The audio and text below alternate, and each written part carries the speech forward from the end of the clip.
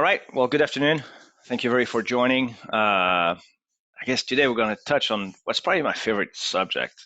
Talking about collaboration and money. How collaboration increases profit margin, and we're going to dig into some of the things we see in the marketplace, and probably trigger questions for you guys to take away and think about relative to how you run your business and things to consider in how you explore ways to improve your profit margins or protect your profit margins effectively. I mean, when you think about construction, it's a lot of moving parts. There's a lot of people on the project, between you, the commercial GC, with all your team, your construction team in the office, the accounting team, your field team, and then you've got the owner, and then you've got the subcontractors or the rental companies. I mean, it's a lot of people, right? That you have to coordinate. And really, when you think about what you want to accomplish, is make sure you can answer these two questions, right? Do I know that the people who need to know what they need to know when they need to know it? Having that level of confidence is really important, because if they don't have the right information, mistakes are going to happen, problems are going to happen, and then you're going to get in trouble, right? There's going to be issues, and typically issues cost money. So how do we help solve that?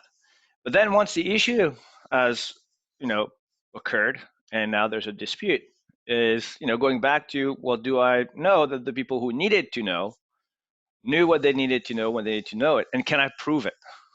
Right? Can I actually demonstrate that they had the information, and therefore they are accountable for whatever mistake they are? Setting accountability becomes mission critical when it comes to managing a dispute. Also, as a matter of just quick housekeeping, feel free to chat me or whatever with questions that come up along the way, and I'll make sure to answer all of them after this call. So let's talk about the state of collaboration in construction, and we obviously read a lot of articles. There's a lot of information out there. I think this quote, spoke volumes as to, generally speaking, what are we seeing? The industry has silos, right? And everybody's afraid of being the one left holding the bag, right? So they want to control their own territory. And oftentimes, companies don't accept the benefit of collaboration because they think there's too much risk, too much exposure potentially, and say, no, I'm going to keep my little area to me, so no one comes in and potentially hurts me, and so I can protect myself. So when it comes to saving time and money, really, does the benefit outweigh the risk? And getting clear around this, I think, is really mission critical.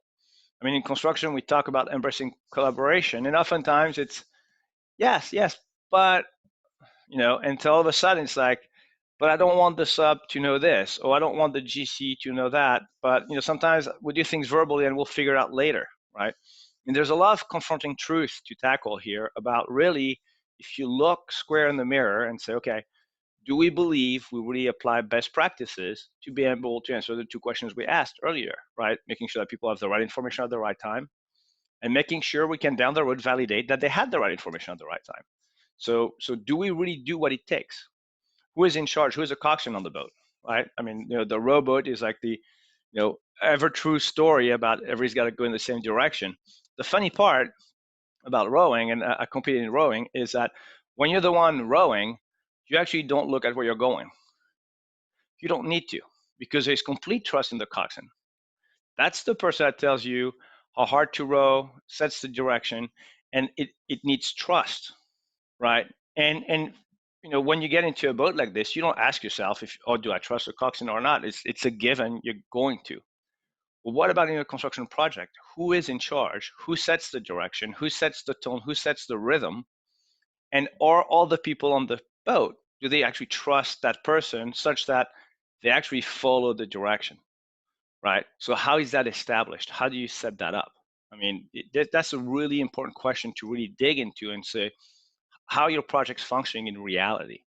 So, how much does it cost? I mean, lack of collaboration is really expensive. I mean, there was a data from a PMI, the Project Management Institute, that they shared, and they said that on any given project, a company will risk about 135 million for 1 billion of spend. And 75 million of that figure is down to poor communication, but over half of that. So it's about 60%. It's just communication. And we all go, yeah, duh, we know that. It's like, okay, so we all know it, but why is it still going on? What is holding us back from embracing, you know, the adoption of tools and methods and behaviors, right, that will actually promote, great communication and make sure we run the business very efficiently and everybody wins. The thing about collaboration is that it's not about me protecting myself. We think about collaboration, about making sure the project is done with optimal fashion, and we believe that when that happens, everybody wins. I think that's really the name of the game to think about. So let's think about the cost. Well, let's dig into, as a company, the ask would be, check it out. Like, what is the cost of labor, right, for each task? What's the cost of doing an email? Right? I mean, think about an accountant who has to email 10 times to get vendor credentials, right? Well, you have to stop what you're doing, go to your email, think about what you're going to send, review, making sure that, yes, I'm missing these 5 documentation. And then, how do I send all that information? That becomes really, really important to think about how that works, So really critical to think about how that all works. Um, I guess I just got a message from Caller that I was frozen for a little while. So I'll go back to the previous slide of how much does it cost. I'm sorry. See here, and this slide talked about the cost of collaboration. When it breaks down, and making sure that we understand that out of $1 billion worth of project, there's about $135 million, so $135 million worth of risk, 75 of which is associated with poor communication, and this was from PMI. So really important data points to keep in mind. So going back to the cost of doing things, what is the labor cost associated with a schedule of value reconciliation? Right? Every construction company on the planet has dealt with that problem of the sub bills me, or I'm the sub and I'm billing, and I don't agree with the GC as to what's been built to date. I don't agree with what line items should be in the schedule of value. I believe that there was actually a change order, but it's not in there. Or I billed for a change order and they say, no, there wasn't one. All of that back and forth, how expensive is it? Now, we actually talked with the project manager recently and did an interview asking him how much time per month does he spend on vendor invoice issues. And in his estimate, it was between 5 and 7 business days a month that were consumed with that particular problem. Major cost centers. So what are opportunities to optimize that particular workflow, for example, right? Those are really valuable places to dig into. What is the cost of issuing a proposal? The cost of a request for a quote, an RFI, similar, trying to quantify this and understand that every one of these tasks is an investment you're making in the project. And are you investing the right amount of money, or is it costing you too much? Is there too many vendor invoices being rejected? Do I have to send too many RFQs because I don't have a very tight vendor management process where I always invite 50 vendors, but really I know there is 4 I want to look at. Why do I know those are the right 4 I'm going to invite? Like, how do I track all that information? Those become really important to consider in your approach. And it's not just about saving time. Like, I've never believed in the thesis of, the time I save is money I save, right? To me, the time I save is opportunity I gain. That time can be reinvested in other places of the business, either to win the business or take that little extra step that makes the customer extra happy, and now you can get more referral business, right? I mean, there's a lot of other ways to quantify the time gain. And actually, we did an ROI sheet that you can download from the website that speaks to that, and really looking at what is the value of an hour invested somewhere else to your organization, right? Because that's really how I tend to think about opportunity cost, really. Now, construction disputes, they're at the heart of collaboration breakdown. That's really what you see, right? And so Stuart Wilkes, shared this, harnessing the latest technological development will be key to disputes in the future. And I definitely agree with that. It's documenting and keeping tracking of what happened, who said what when, who knew what when, who did what when, being able to prove that, right? I mean, we've seen construction projects disputes, cost tens of thousands and sometimes even more when you have to rebuild the history of the communication that occurred during the project to see, well, where did the dispute occur, and who had the information that they should have had to do the job they were supposed to do. So, really important elements to dig into and understand for your organization. Now, let's talk about, how do you improve collaboration, right? I mean, what are the paths to tackle? And so it's really important to think about that. Now, I'm a software guy, right? RedTeam is a software company, and I will tell you, first and foremost, I don't believe technology is the answer. To me, technology is the tool, but it's not the answer, right? Because technology is garbage in, garbage out. But whatever data you put in there, if it's not good data, it's going to be useless to you. If you don't do your daily reports and actually enter information that's meaningful, they're going to be useless. Same thing with your RFI, submittals, budget tracking, etc. Right? So the software to me is the tool. I mean, you could give me the nicest tutu in the world. It's not going to make me a ballerina. That's for sure. Right? And so really, let's try to be careful to not think about the tool is the answer, because it never is. The answer is always starts with behavior, right? And behavior is often driven by what's in it for me. Does your team understand the cost associated with not doing it right and the value it creates for them in the business? And are you investing in educating your team to understand those elements? Because those become really critical to actually harnessing the value of technology that can be created. But again, if companies buy technology to solve the problem, it's likely not going to work. Technology is just the tool, but it's not the answer. Now, one element to improve collaboration is really to plan everything with collaboration in mind. It should always be one of the layers of concern in everything you do in your business. So how do we make sure that every stakeholder on the project is able to participate in either the design or the decision making, the entire construction process? To create transparency becomes really, really important. And so some of the things to do is to set specific tasks, specific goals, milestones, but first and foremost, establish communication standards. How are we going to share information with you? How do we expect you to share information with us? Right? Sometimes you have to remind them that text messaging might not be the best approach. Notes on the back of a paper napkin or post-it notes is not the best approach. But what is the standard you're going to set as an organization as far as the communication standards that you want to have for the project? So now let's talk about how does collaboration increase your profitability, right? I mean, what are clear things that you can really look at? And so, you have to first set goals about profitability. If you don't have an objective to reach, right, then you're sure to not get there. I had a long conversation with a good friend of mine who has a construction company. There are about 1,500 employees.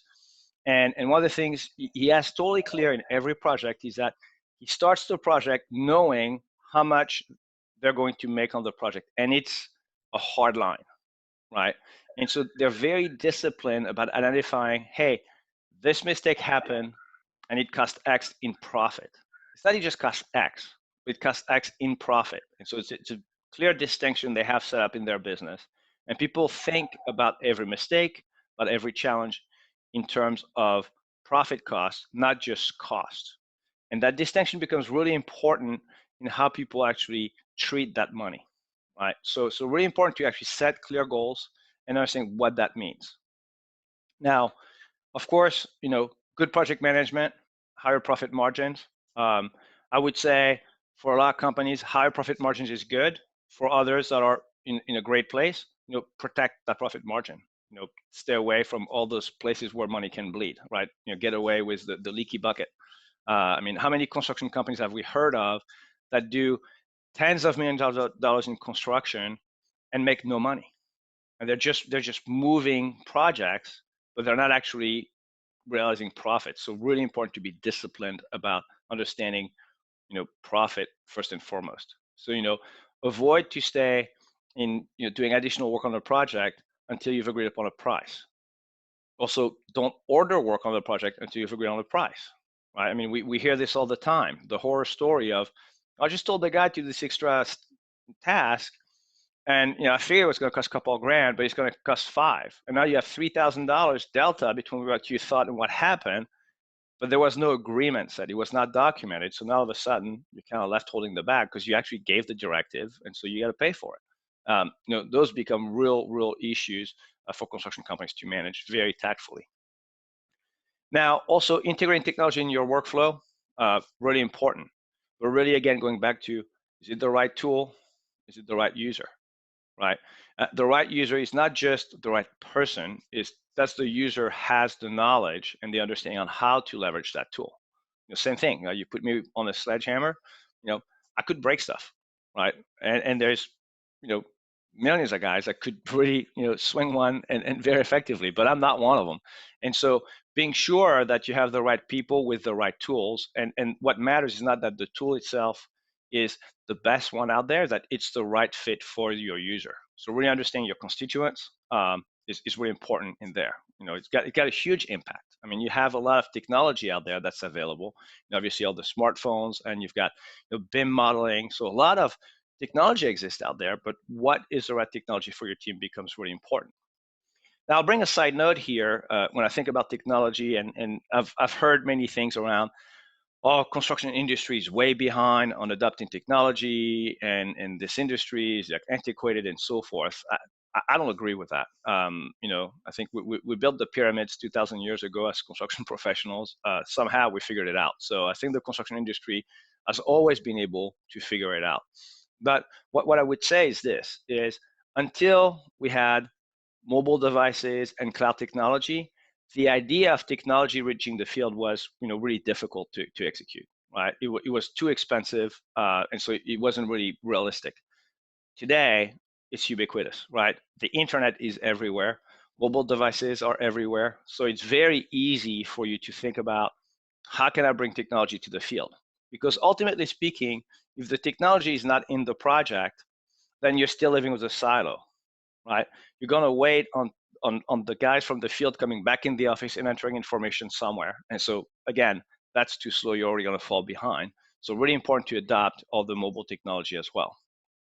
Providing the field in real-time access to all the relevant information is key. Creating daily reports on the fly, not waiting until 5 p.m. and go, oh yeah, shoot, I forgot my daily report. And then you go in the truck and you start taking notes, right?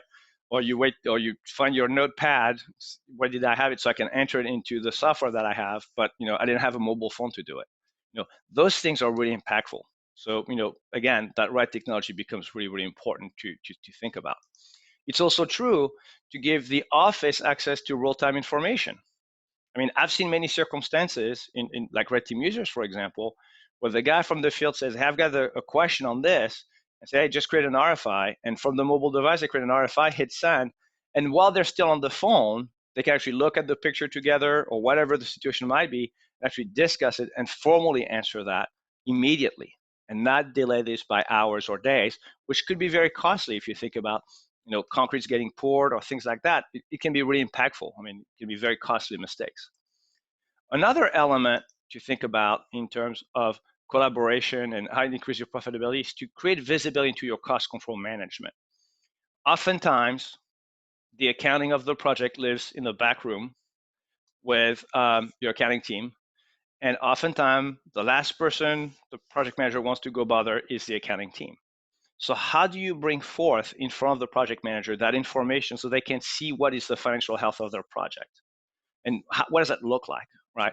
So really thinking about that as well, because think about the cost associated with them either not knowing, or the time it takes them to go and ask the question, hey, can you pull a summary of that project? Can you pull a budget to see where we are? Can you give me an estimate at complete, right? All of that is cost, right? It's cost of the project manager going to the person asking the question, that person stopping what they're doing. Very expensive stuff. This is where a lot of profit goes in construction companies. Some people used to call it, this cost to exist. It's not true anymore. Now there's technology that helps avoid that cost. So why still incur that cost if you can avoid it? That would be the approach I would take to making sure the information flows through the team in real time. Now, at RedTeam, we offer mobile applications to help with all of that. Team Player helps the vendor collaboration, so your subcontractors can access their contract and do their billings directly. We also have Field Share, which is for the general contractor team. So this is what they would use to do their daily reports, time, expenses, RFIs, review submittals, etc. So all of that can be done on the FieldShare application. So we have a complete platform there to help you manage all of that. I'm going to touch on a moment on Team Player. I mean, Team Player is a new product that we released actually last year on beta, but we actually ran it for almost a year before actually really put into the public hands, because we want to make sure it was going to work the right way. Huge benefits there. The feedback we've gotten, we had a project manager who's been using it for about 8 months. His estimate is that he's saving 3 days a month in managing vendor invoices. The reason why is because with Team Player, you're able to actually invoice your GC, so as a subcontractor, directly against a schedule of value that is in the RedTeam instance. So they are perfectly coordinated. So there's never a question as to what have I built to date, what's in the schedule of value. If something is missing, you can immediately reach out to the contractor through the collaborative console.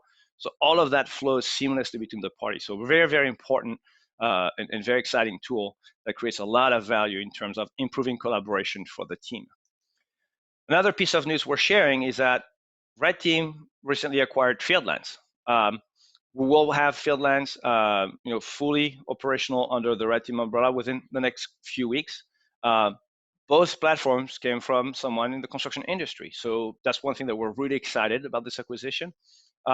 Again, a lot of focus around real-time collaboration, giving people access to produce information, and that information getting back between the different parties in real time. So really valuable aspects of how you can help improve collaboration between the different parties. As far as RedTeam, the platform itself, it's everything around the construction project, from business development, project management, scheduling, field management, construction accounting, and everything is built around contract in RedTeam. So you issue a contract document, and then everything falls into place. Directly, it goes into your budget, your estimated cost at complete. All of that is tracked in real time. Your schedule of value. So in a single environment, all the day-to-day work that you would do to manage your project is actually memorialized without you doing any extra work and converting to financial information. So really clear visibility in real time, all the way up to a WIP report. So now you don't have to actually build a WIP report anymore because it actually exists live in the RedTeam platform. In RedTeam, we're focused on solving real problems. Incomplete contract documents. What we've done is we've built templates so that and you can adjust actually the templates to your liking, but then you don't change the contract terms. How many times have we seen a dispute where something happens and all of a sudden there was something in the contract that had been changed because it was a Word document and there was a typo or a sentence that was erased, and whatever recourse you thought you had is no longer there. So the contract being tight and being well controlled when it's issued is a very important element of it. Communication breakdown. We talked about setting the standards of communication. Centralizing all of that in a single environment is really important. So the way RedTeam works, when you share documents, it's all done within RedTeam basically. But the collaborators you invite don't need to log into any platform. They receive an email and say, can you review this RFI? They can open it and they actually view the RFI as if they were in RedTeam, but that's all they see. And they can actually collaborate on this RFI. They can respond, they can forward it, they can add comments. So there's a lot of functionality that exists there. At the same token, because you're working in your environment, you actually capture all the metadata associated with it. So when you have that dispute that happens, you can actually validate, no, you actually opened that email on that date, and this is the IP address. So I know where you were, and not to sound very creepy, but at the end of the day, that's what's going to be your defense. I mean, we actually had a general contractor who had a huge dispute with an owner, and what saved them was for them to come with a little hard drive with the lawyers at mediation and say, here's the metadata on every single document on this project. And that stopped the conversation immediately because there was no debate. They could prove that the documentation was sent on the certain day and was open, reviewed, responded to on another day. And no one could say, well, I didn't know. That was off the table. So making sure that how you share documentation and how you track that is really important. My advice, stay away from emails as much as you can, especially email attachment. An email attachment is very much like a flying piece of paper on the back of a truck. Once you hit send, you don't know where it's going to land. So try to make sure to stay away from just emailing a bunch of documentation and try to work in more like collaborative environment. So everybody works on the same document and you can actually track who did what when, who saw what when. I think it's going to be very valuable for your business. Again, that goes alongside with all the tracking, all that metadata, having all the information. Now, last but not least is information silos, right? Oftentimes you have the construction team in the field has information about the project, the construction team in the office has another set of information, and they may not have all the context of what's happening in the field. Then the accounting team has another set of information. And then how do you make sure that all of that is coordinated in real time? Really important element. And so with RedTeam, we actually solve that because everybody can work in the same environment at the same time, see the same information. And depending on their role, they get to do different things in the software, but all that information is well organized for everybody to see. So I hope this conversation was helpful. And I'm really excited about next week, actually. We're going to have Todd DeWalt join us. Todd is there to help construction business owners. That's what he does, and he has a podcast, the Construction Leading Edge, which is a great podcast, super interesting. I would invite you to listen to it. And we're working with Todd to build actually a masterclass around the hidden profit bleeds in construction. And so definitely invite you to join us next week. Listen to Todd. We'll talk a little bit about this masterclass we're creating, and very much looking forward to that. So love to open it to any questions that come up. And otherwise, thank you for joining today. Again, I could talk about collaboration and profitability all day long because that's probably my favorite subject in construction. At the end of the day, this is what life and death is about in construction business. If you don't protect your profit, why be in business, right? So we want to make sure that's what we do, and that's how we cover you to make sure you're in good shape for your construction company. So thank you very much, and have a great rest of your day.